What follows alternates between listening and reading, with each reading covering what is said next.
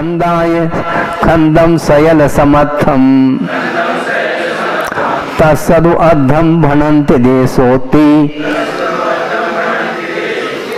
अदद्धम च पदेशो परमाणु चैव अविभागी।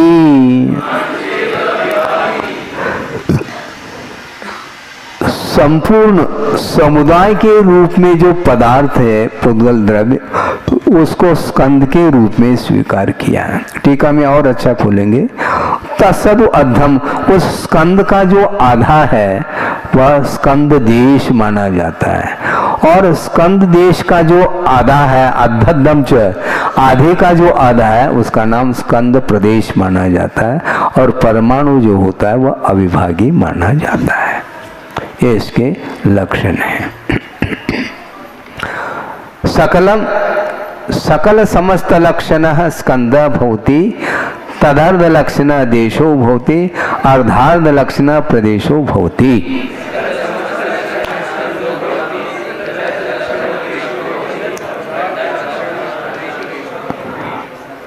सकल अर्थात संपूर्ण लक्षण है जिसका, समस्त के रूप में वही हुआ जिसका लक्षण, उसका नाम स्कंद है।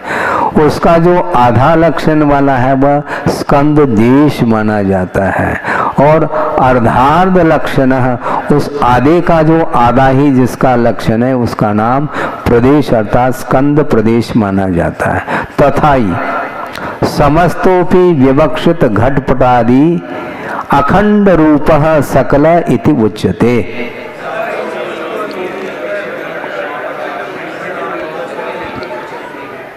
वह समस्त जो है वह किमात्मक है, प्रासंगिक घटपटादि जो अखंड रूप जो पदार्थ है पुद्गल द्रव्य, उसको सकल बोलते हैं, वह सकल कहलाता है। और तस्य अनंत परमाणु पिंडस्य स्कंद संज्ञा भवति। वह सकलात्मक जो पदार्थ है जो कि अनंत परमाणु के पिंड के रूप में है, उसकी संज्ञा क्या है? स्कंद संज्ञा भवति। ये स्कंद उसकी संज्ञा है। अब देखो, यदि ध्यान का विषय परमाणु बन जाए, राग देश से ऊपर उठेंगे हम, क्योंकि परमाणु अपने आप में इंद्रिय का विषय नहीं बन सकता। तो इंद्रिय के विषय जितने भी बनने वाले पदार्थ हैं उनको ध्यान का विषय मत बनाओ, उसको उपयोग का विषय मत बनाओ। उपयोग का विषय बनाना है तो परमाणु को बनाओ, बनाना है तो। हाँ है? क्यों नहीं बन सकता? नहीं, जो आत्मा कहाँ दिख रही है आपको? फिर आत्मा का भी ध्यान मत करो। क्या स्वरूप क्या दिख नहीं, क्या दिख रहा है? कौन देख रहा है? नहीं, ये गुण हैं, गुण दिखाई दे रहे हैं क्या? वो इंद्रिय के विषय बन रहे हैं क्या? जो इंद्रिय के विषय कौन कौन से बनते हैं? तो पौद्गलिक वस्तु जो स्कंदात्मक है वही एकमात्र इंद्रिय का विषय बन सकता। अन्य जितने भी पदार्थ पौद्गलिक हैं वो कभी भी इंद्रिय के विषय नहीं बन सकते। किसी भी इंद्रिय के विषय नहीं बन सकता वह परमाणु। हवा दिखाई देती नहीं देती, किंतु वह स्पर्श इंद्रिय का विषय है। हाँ, इसलिए वह स्कंदात्मक है। इसलिए ठंडी ठंडी लहर अच्छी लगती है गर्मी के दिन में, इसलिए कूलर चलाते हैं। वह हवा जो कूलर की जो हवा है वह इंद्रिय का विषय, वह हवा नहीं बन रही है, किंतु स्पर्श इंद्रिय का वह विषय वह हवा बन रही है। इसलिए उसको लेकर के राग हो गया, स्कंद आ गया। स्पर्शेंद्रिय का विषय, रसनेन्द्रिय का भी इसी प्रकार, घ्राणेन्द्रिय का, चक्षुरेंद्रिय का, कर्णेन्द्रिय का। किंतु जो परमाणु है वो कभी भी इंद्रिय का विषय नहीं बन सकता। इसलिए उसमें यदि हमारा उपयोग चला जाए तो राग द्वेष समाप्त हो जाएगा।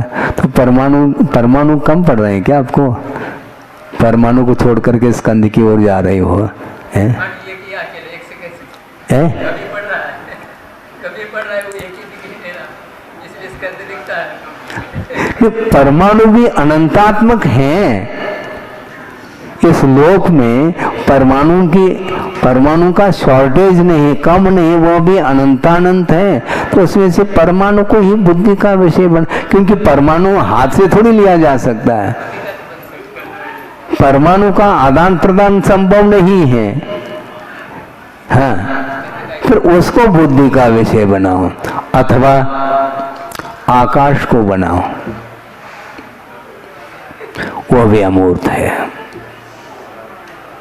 आकाश कहते हैं ऊपर देते हैं, ऊपर दे, गलत बात है। वो नीला और अच्छा लगता है, वो पुद्गल है, ये ध्यान रखो।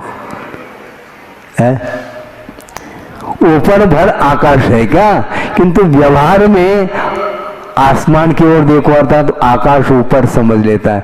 जबकि जैन दर्शन के अनुरूप, जैन आगम के अनुरूप आकाश द्रव्य वह सर्वत्र है। आप आकाश में ही बैठे हैं।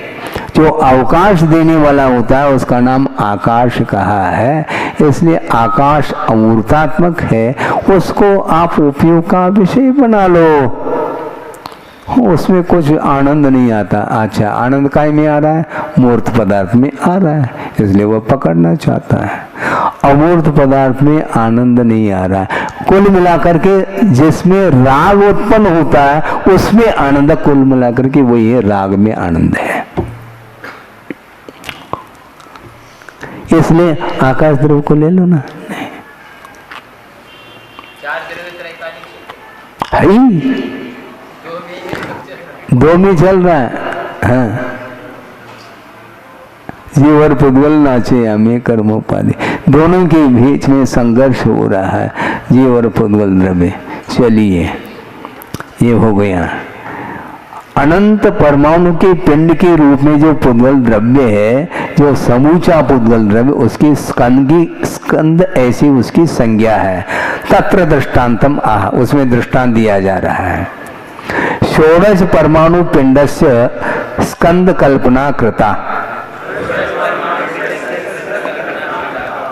16 परमाणु के पिंड के रूप में जो पुद्गल द्रव्य है उसके प्रति स्कंद की कल्पना की गई है। वह स्कंद के रूप में उसको स्वीकार कर रहे हैं दृष्टांत की अपेक्षा। तावत एक एक परमाणु हो अपनयेन नव परमाणु पिंडे स्थिते ते पूर्व विकल्पा गताः ते अपि सर्वे स्कंदा भन्यन्ते।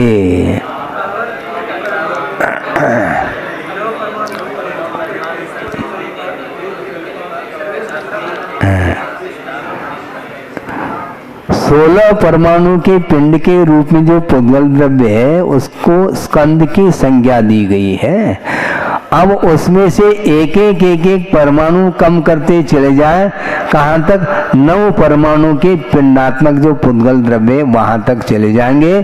तो जितने भी पूर्व के विकल्प हैं प्राप्त हुए वे सारे भी स्कंद कहलाते हैं।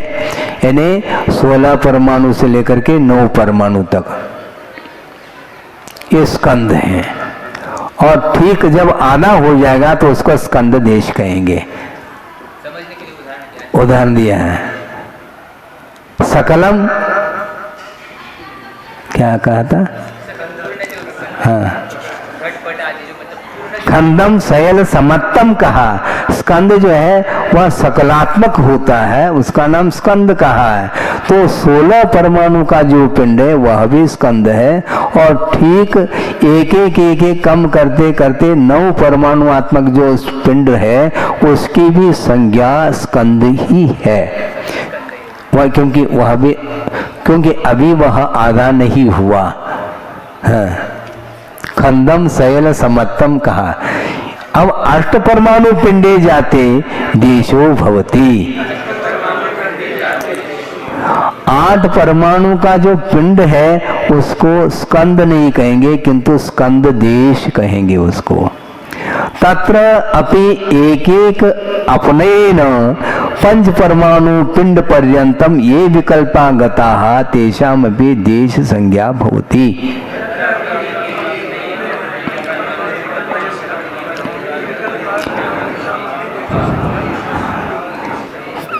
तत्र का अर्थ क्या, उस 9 परमाणु के पिंड के रूप में जो स्कंद है उसमें से भी एक एक कम करते करते 5 परमाणु के पिंड पर्यंत जितने भी विकल्प प्राप्त हो जाते हैं उनकी भी देश संज्ञा होती है, अतः स्कंद देश।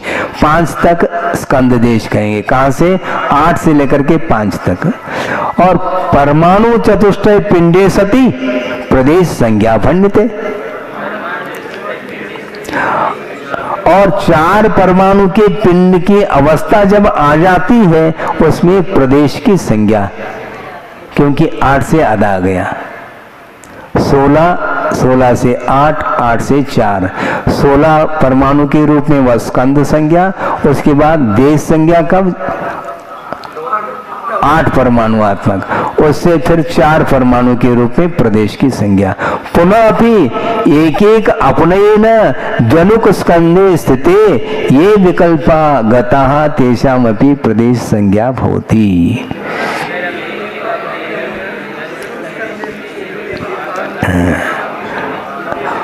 हाँ, 4 परमाणु के पिंड के रूप में जो पुद्गल द्रव्य की परिणति है उसको प्रदेश की संज्ञा दी है। अब पुनः उसमें से एक एक कम करते हुए 2 स्कंद के रूप में जब अवस्था आ जाती है उसमें भी विकल्पा, उसमें जितने भी विकल्प हैं वे सारे सारे भी प्रदेश संज्ञा को प्राप्त हो जाते हैं। हाँ, 4 से 4, 3 और 2 तक ये प्रदेश संज्ञा। उसके बाद 2 से आधा हो जाए तो परमाणु, परमाणु स्व अविभागी इति। और परमाणु जो है वह जिसका विभाग नहीं किया जा सकता इसलिए उसको परमाणु कहा। स्कंद, स्कंद देश, स्कंद प्रदेश, फिर बाद में परमाणु। पूर्वम भेदेन स्कंदा भणिता, पूर्व में भेद के अपेक्षा से स्कंदों का कथन किया। इदानीम, अब देखो पूर्व गाथा में भेद की अपेक्षा से स्कंद का कथन किया, अब यहाँ पर संघातेन कथ्यन्ते, संगठन के अपेक्षा से भी स्कंदों का कथन किया जा रहा है। परमाणु द्वयम संघातेन द्वनुकः स्कंद भवति। 2 परमाणु मिल गए तो संघात के रूप से 2 परमाणु के रूप में स्कंद उत्पन्न हुआ है। ये संघात की अपेक्षा से, संगठन की अपेक्षा से। त्रयाणाम संघातेन त्रेणुकः, 3 परमाणुओं के संघात से त्रेणुक नाम का स्कंद उत्पन्न हो जाता है। इत्यादि इस प्रकार अनंत पर्यंता ज्ञातव्या।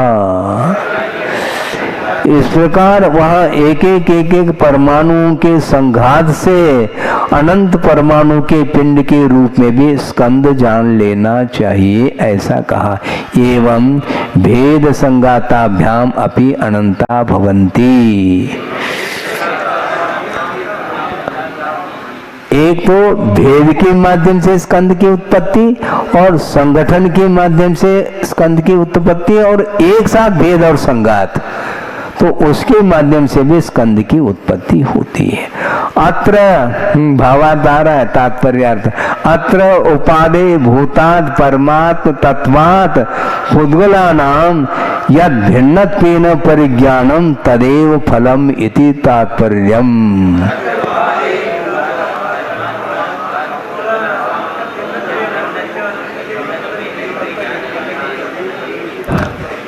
इसमें उपादेय जो परमात्म तत्व है उससे पुद्गलों की जो भिन्नता का परिज्ञान है वही एकमात्र यहाँ पर जानने का फल है, ऐसा कहा। इन परमाणु को, स्कंदों को आपने परिज्ञान कर लिया, इससे क्या फल निकला?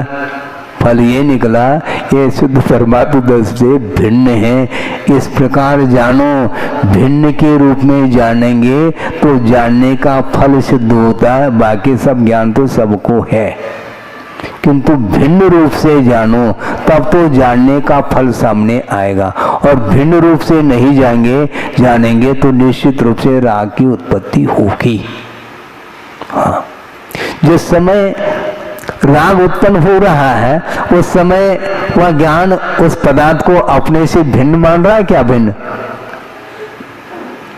भिन्न मानेगा तो राग कर नहीं सकता है, वह अभिन्न मान रहा है। समस्या ये जा रही है।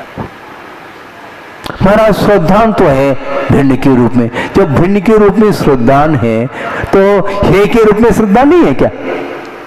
जब वह भिन्न के रूप में श्रद्धान है तो वह हे के रूप में श्रद्धान हो गया। जब हे के रूप में श्रद्धान हो गया तो पुनः उसको उसके प्रति क्यों अटैच है, उसके प्रति राग क्यों है? अटैच ही छोड़ दो, अटैच ही छोड़ दो ना। उसके साथ संबंध क्यों जोड़ना चाह रहे हो? जब वह हमसे बिल्कुल पृथकभूत है उसके साथ फिर राग क्यों? इष्ट के प्रति ही राग होता है, अनिष्ट के प्रति राग नहीं हो सकता। यदि अनिष्ट के प्रति भी राग होने लग जाए फिर वह अनिष्ट रहा नहीं है, वो अनिष्ट नहीं रहा, फिर वो इष्ट हो गया। इसलिए जिस समय पदार्थ अनिष्ट है वही पदार्थ कालांतर में इष्ट हो सकता है। हाँ, होता है। भोजन करते समय देख लो, हाँ, मिठाई ले रहे हैं, लेते लेते लेते मुंह बंद रहा है, अब नमकीन की आवश्यकता पड़ गई। उस समय मिठाई आपके लिए अनिष्ट है, इसलिए कुछ समय के लिए उसको छोड़ दिया, फिर नमकीन का स्वाद ले ले, अब ज्यादा मुंह खारा हो रहा है, हाँ, अब जो पुनः उसको ले ले। तो इस प्रकार एक ही वस्तु भिन्न भिन्न समय में वह इष्ट और अनिष्ट के रूप में परिवर्तित हो रही। पदार्थ इष्टानिष्ट नहीं है, अपनी बुद्धि में वह पदार्थ इष्टानिष्ट के रूप में ग्रहित हो रहा है। अब मानो या न मानो, आगमकार तो यही कह रहे हैं। और ये आगमकार जो कह रहे हैं नान्यथा वादिनो जनाः, वो स्वयं कह रहे हैं, मैं नहीं कह रहा हूँ। हाँ, सर्वज्ञ भगवान ने कहा अब तो मानो भैया। हाँ, हमारे कहने से नहीं मानते कोई बाधा नहीं, भगवान की बात तो मानो। स्वीकार कर लेता है, श्रद्धान कर लेता है, किंतु वह बीच में मोह जो है ना व्यवधान उपस्थित करता है और उसके कारण वह भिन्न पदार्थ के प्रति भी वह नतमस्तक हो रहा है, झुक रहा है। एक एक पाई के प्रति भी झुकता है वो है। मान लो वो अरबपति भी क्यों न हो, है, समय हो गया आपका, अरबपति है मान लो, लेकिन सड़क से जा रहा है, सुन रहे क्या नहीं, और सड़क से जा रहा है और एक हरा हरा क्या 100 का नोट गिरा हुआ है, 1000 का गिरा हुआ है, तो इधर उधर देख करके उठा लेता है। वो क्या है? वो भिन्न है आत्मा से। क्या भिन्न है? बोलो। आत्मा से भिन्न है। भिन्न है तो छोड़ो ना, छोड़ने की क्या आवश्यकता? वो पड़ा है, पड़ा रहने दो।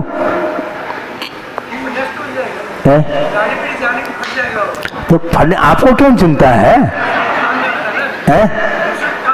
दूसरे की क्यों चिंता? दूसरे की काम में आता है इसलिए आप, तो भी वह अचौद व्रत में दोष आएगा। निहितम व पतितम व सुविस्मृतम व, हाँ, न च हरत, ऐसा नहीं, न च हरति न च दत्ते, वह स्वयं ग्रहण नहीं करता और दूसरे को देता भी नहीं, क्योंकि उसका मैं स्वामी नहीं हूं। जब उसका मैं स्वामी नहीं हूं तो क्यों उठा रहा है? वो उठाता है। इसका गिरा हुआ है, उसको स्मरण आएगा तो वापस जा सकता है। इसका गिरा हुआ है, हाँ, वापस आ सकता है। हाँ, यही तो समस्या है। उसको सुनो, वो आपके दृष्टि में वह नोट है 100 रुपए का, किंतु जो बालक है, नादान है, उसकी दृष्टि में वह कागज है, फाड़ सकता है वो। है? उसको ज्ञान नहीं, वो नादान है, वो अज्ञानी है और अपन ज्ञानी हो गए, जबकि वह हमसे पृथक है, फिर भी उसको रख रहे हैं अपन जेब में। ये सब क्या है? यही हो रहा है। मतलब अरबपति करोड़पति होने के उपरांत भी वह झुक रहा है, कमर झुक रहा है उसका। और इधर बैठ करके सामाई करो, खड़े होकर के महाराज कमर में दर्द है, और वहाँ कैसे झुक रहा है? वो कमर को झुका रहा है। अपनी इष्ट वस्तु गिरी हुई है, भले वह दूसरे की भी क्यों न हो, उसको उठाने का भाव है, अर्थात उसके प्रति राग भाव बना हुआ है। और परमाणु हो, वो क्या हवा में उड़ रहा है परमाणु, उसको कोई उठा नहीं रहा है, उसको कौन उठाएगा? वो ग्रहण करने में वस्तु परमाणु के रूप में है, तो वह ग्रहित नहीं हो सकती है। इसलिए स्कंद ही उपयोग को प्रभावित कर रहा है, ऐसा इसका तात्पर्य। क्योंकि ये मतलब भिन्न रूप से अनुभव करने का जो भाव है, वही उस ज्ञान का फल है। ऐसा का ज्ञान का फल है भिन्न रूप से जो जानने का यह फल है। जानो, निषेध नहीं, किंतु भिन्न रूप से जानो। जो भिन्न रूप से जानेगा तो वो राग कर नहीं सकता है। वो जान ही नहीं रहा भिन्न रूप से है। हाँ, बोलने दो ना, हमें कोई चिंता थोड़ी है, बोलने दो उसको। हाँ, मैं जानता हूँ, बिल्कुल बोलने दो। इस प्रकार यह विषय समाप्त हो गया। स्कंदों के बहुत सारे भेदोभेद के रूप में वर्णन आ रहा है। बोधि, समाधि, परिणाम, शुद्धि, स्वात्मोपलब्धि, शिव शोक सिद्धि, चिंतामणिम चिंतित वस्तुदाने पामुंद मानस्य ममास्तुते। परम पूजाचार्य गुरुवर श्री विद्यासागर जी मुनि महाराज की जय। एवं प्रथम स्थले स्कंद व्याख्यान मुख्यत्वेन गाथा चतुष्टयम समाप्तम। इस प्रकार प्रथम स्थल में स्कंदों के व्याख्यान की मुख्यता को लेकर के 4 गाथाओं का प्रकरण समाप्त हो जाता है। तदनंतरम परमाणु व्याख्यान मुख्यतया द्वितीय स्थले गाथा पंचकम कथ्यते।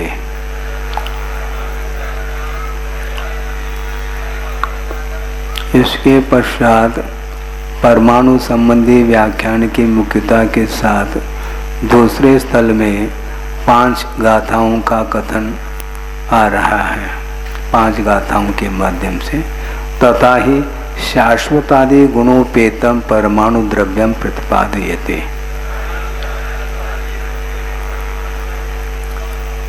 शाश्वतादि गुणों से युक्त परमाणु होता है, इस प्रकार परमाणु द्रव्य का प्रतिपादन किया जा रहा ये है ना।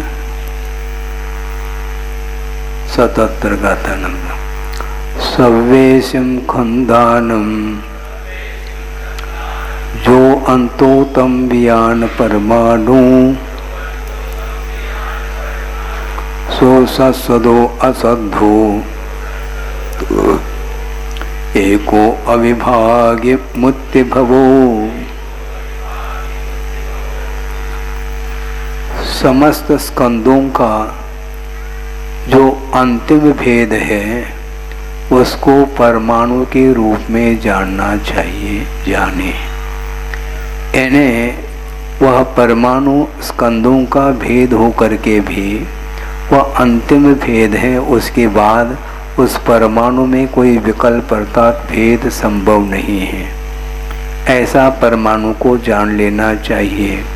विज्ञान की दृष्टि से देखेंगे तो आगम में जो परमाणु का वर्णन आ रहा है वह परमाणु का जो स्वरूप है वह विज्ञान के साथ उसका कोई तालमेल नहीं है। क्योंकि विज्ञान ने जिसको परमाणु के रूप में घोषित किया है वह आगम की दृष्टि से वह परमाणु नहीं, किंतु वह भी अनंत परमाणुओं का समूह रूप एक पिंड है। क्योंकि वह किसी भी इंद्रिय का भी विषय नहीं बन सकता और किसी भी मशीन आदि के माध्यम से उसको चक्षु इंद्रिय का विषय हम नहीं बना पाते हैं, इसलिए उसको परमाणु के रूप में स्वीकार नहीं करना चाहिए। ये इसका अर्थ है। सो सत्सदो वह शाश्वत है, असदो वह शब्दात्मक नहीं है, क्योंकि जो शब्दात्मक जो पौद्गलिक परिणति है वह कर्णेंद्रिय का विषय बन रहा है। सुनो क्या कह रहे हैं, जो शब्द है वह कर्णेंद्रिय का विषय बनता है, और कर्णेंद्रिय का विषय बनने वाला जो पौद्गलिक पर्याय है वह अशब्द रूप नहीं हो सकता, वह शब्द रूप है, क्योंकि चौरेंद्रिय के जो चार इंद्रियों के जो विषय हैं वे अपने आप में पृथक हैं, क्योंकि वह इंद्रिय के विषय बन रहे हैं, इसलिए उसमें कर्णेंद्रिय का भी विषय बनता है जो कि शब्द है, उसको हम अशब्द रूप में स्वीकार नहीं कर सकते। किंतु परमाणु के मात्मक है, वह कर्णेंद्रिय का भी विषय नहीं बनता, इसलिए वह परमाणु स्वयं शब्दात्मक नहीं किंतु असद्धो अर्थात अशब्दात्मक है। एक हो वह अकेला है, अब उसके विभाग संभव नहीं, अविभागी। परमाणु अपने आप में समूह के रूप में नहीं किंतु इकाई को लेकर के है, और उसके विभाजन संभव नहीं है, अविभागी। और मुत्य भवो वह मूर्तिक है, मूर्तिक वह होते हुए भी आगे और गाथाओं में स्पष्ट करेंगे। कथन की अपेक्षा से वह मूर्तिक है, किंतु वह देखने में परमाणु नहीं आता, देखने में नहीं आता, इसलिए उसको अमूर्तिक कह दें। अमूर्तिक इसलिए नहीं कह सकते हैं क्योंकि वह परमाणु कालांतर में जा कर के जब स्कंद के रूप में परिणमन करेगा उस समय वह मूर्तिमान सिद्ध होता है, इसलिए उसको मुत्य भवो ऐसा कहा है। यथा ययेव कर्मस्कंदानाम अंत विनाशः तमेव शुद्धात्मानं विजानीहि।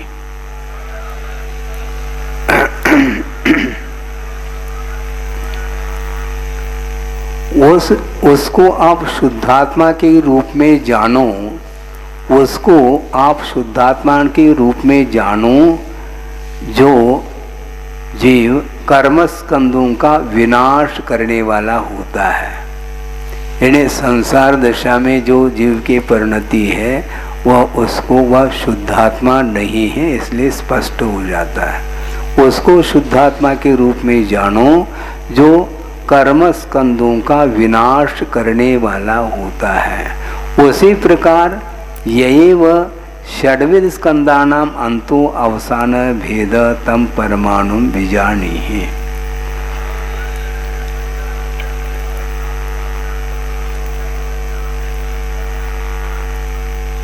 उसी प्रकार 6 स्कंदों का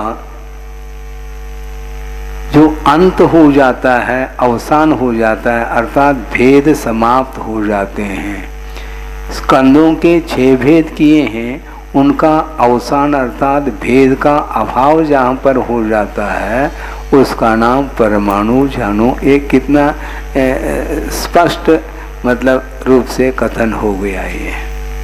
अब इसमें किसी भी प्रकार से आप भेद डालना चाहो तो संभव नहीं है।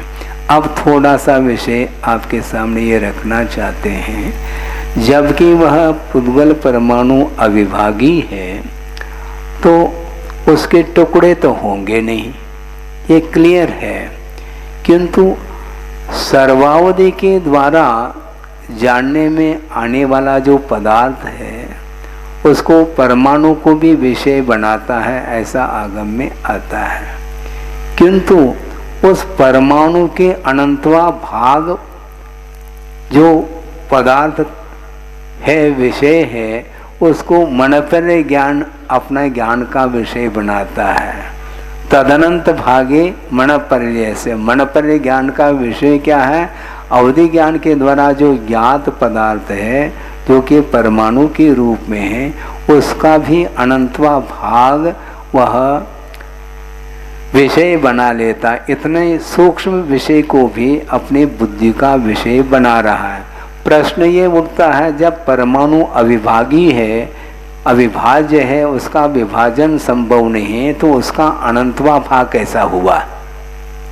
तो गुरुदेव ने ये कहा था, अनंत का अनंतवा भाग का अर्थ ये है, उस परमाणु के टुकड़े तो नहीं बन सकते, क्योंकि अपने आप में वह एक प्रदेशी है। फिर उसका भाग कैसा कर लिया आपने? शक्त्यांश की अपेक्षा से, कल्पना नहीं, शक्त्यांश की अपेक्षा से, यानी उस परमाणु में जो स्निग्धत्व और रोक्षत्व के जो अविभागी प्रतिच्छेद हैं, उसको भी पकड़ने की, जानने की क्षमता मन परिज्ञान के अंदर है, इसलिए उसका अनंतवा भाग माना जाता है।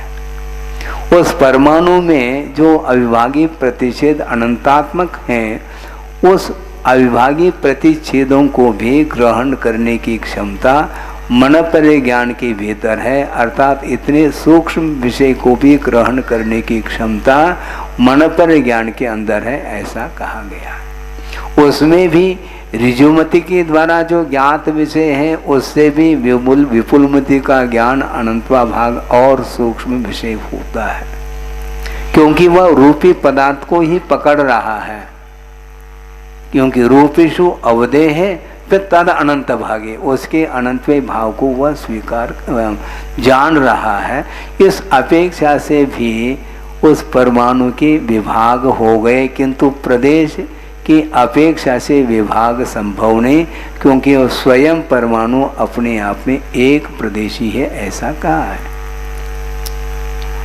सचा कथम भूतम, वह परमाणु और कैसा है? यथा परमात्मा टंकोत्कीर्ण ज्ञायक एक स्वभावेन द्रव्यार्थिक नयेन अविनश्वरत्वात् शाश्वतः।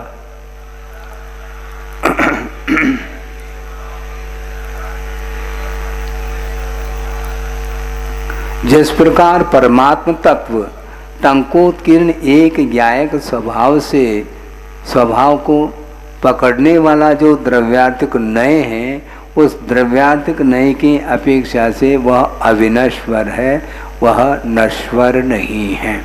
पर्याय की अपेक्षा से वह नश्वर हो रहा है। महाराज, परमात्म तत्व भी मिटता है क्या? हाँ, मिटता है। पर्याय की विवक्षा, स्वाभाविक पर्याय हो अथवा वैभाविक पर्याय हो, पर्याय की विवक्षा में द्रव्य का परिणमन निरंतर हो रहा है। यद्यपि जीव की वह स्वाभाविक पर्याय सिद्ध अवस्था के रूप में है, वह व्यंजन पर्याय होने के कारण उसका विनाश तो नहीं होगा, किंतु उस द्रव्यगत जो अर्थ पर्याय प्रति समय उत्पन्न हो रही हैं, उस अपेक्षा से वह पर्याय की अपेक्षा से वह द्रव्य भी विनाशशील है, ऐसा कहा जाता है। किंतु यहाँ पर पर्यायार्थिक नय की विवक्षा नहीं, किंतु द्रव्यार्थ नय की अपेक्षा से वह अविनश्वर है परमात्म तत्व, ऐसा कहा। इस अपेक्षा से उसको शाश्वत कहा। तो जिस प्रकार परमात्म तत्व द्रव्यार्थ नय की विवक्षा से शाश्वत है, उसी प्रकार तथा पुद्गलत्वेन अविनश्वरत्वात् परमाणुरपि नित्यः।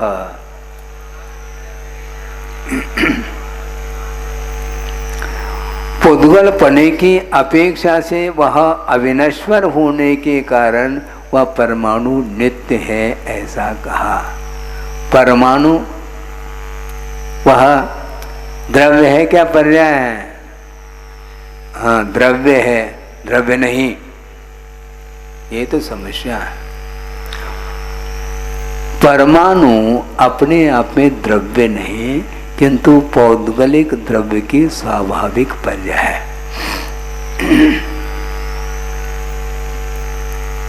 पुद्गल द्रव्य की स्वाभाविक पर्याय परमाणु के रूप में है, ऐसा कहा। नहीं, वस्तुतः होता क्या, पर्याय में कभी द्रव्य का उपचार, कभी द्रव्य में पर्याय का उपचार करके कथन करना अलग वस्तु, किंतु वह परमाणु अपने आप में द्रव्य ने, किंतु वह द्रव्य के आश्रित है। वह पर्याय वाला द्रव्य होता है, गुण पर्याय व द्रव्यम। द्रव्य जो होता है वो गुण और पर्याय वाला होता है। तो पुद्गल के पास गुण कौन से हैं? स्पर्श रस गंध वर्णवंतः पुद्गला, ये कहा। और इसके साथ साथ उसके स्वाभाविक पर्याय परमाणु हैं, इसलिए पुद्गल द्रव्य की वह स्वाभाविक पर्याय के रूप में स्वीकार किया, न कि उसको द्रव्य के रूप में। द्रव्य के रूप में स्वीकार नहीं करते। हमें पूछना चाहते हैं द्रव्य कितने होते हैं, गिनो। जीव, परमाणु कहो, फिर जीव पुद्गल क्यों कहते हो? पुद्गल क्या है? वो अपने आप में पौद्गलिक द्रव्य है, उसकी अवस्था विशेष जो है, स्वाभाविक जो अवस्था विशेष है, उसका नाम परमाणु कहा। इसलिए परमाणु को द्रव्य के रूप में स्वीकार नहीं कर सकते हैं। हाँ, यदि परमाणु को द्रव्य कहेंगे तो वह द्रव्य मात्र गुणात्मक ही कहलाया, फिर पर्याय कहाँ रहा? हाँ, तो इसलिए वह परमाणु अपने आप में पर्याय है, वह आधेय है। किसका? पुद्गल द्रव्य का। इसलिए पुद्गल द्रव्य को आधार के रूप में स्वीकार किया, इसलिए वह द्रव्य है। कुछ और है? वो वस्तुतः कहना अलग वस्तु। कभी कभी आचार्य द्रव्य में पर्याय का, पर्याय में द्रव्य का उपचार करके ऐसा कथन करते हैं। हाँ, सुनो सुनो सुनो, हम बता रहे हैं। कभी कभी द्रव्य को भाव के रूप में भी स्वीकार करते हैं, किंतु भाव का अर्थ पर्याय होता है, किंतु वहां पर भाव का अर्थ द्रव्य के रूप में स्वीकार किया। कहां पर? जमसा मन्नम गहनम भावानम नैव कट्टुमायारम अविशेष दून अट्टे दंसन मिधि भन्नये समये। दर्शन की व्याख्या करते समय द्रव्य संग्रहकार ने यह स्पष्ट किया, यह सामान्यम ग्रहणम भावानाम, जो भाव अर्थात द्रव्यानाम सामान्यम गहनम, द्रव्यों के लिए जो सामान्य रूप से ग्रहण करता है उसका नाम दर्शन, ऐसा कहा। तो वहाँ पर भाव का अर्थ क्या लेंगे? भाव का अर्थ पर्याय लेंगे क्या? क्योंकि तद्भाव पर्याय इस प्रकार उमा स्वामी महाराज कह रहे हैं, तो भाव का अर्थ वहाँ पर पर्याय के रूप में स्वीकार कर लिया, यहाँ पर द्रव्य के रूप में स्वीकार आप कर रहे हो।